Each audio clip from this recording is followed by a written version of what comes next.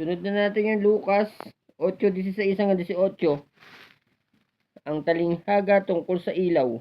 Walang taong nagsisindi ng ilaw at pagtapos ay tinatakluban ng banga o kaya'y itinatago sa ilalim ng higaan. Sa halip, inilalagay iyon sa talagang patungan upang magkaroon ng liwanag para sa mga pumapasok sa bahay. Walang natatago na di nalalantad. Walang lihim na hindi nabubunyag. Kaya't pagbutihin ninyo ang inyong pakikinig sapagkat ang mayroon ay bibigyan.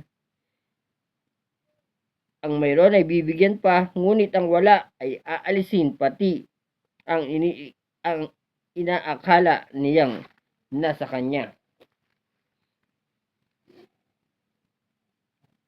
So ito, babasahin lang muna natin. Saan na natin ito papaliwanag, no?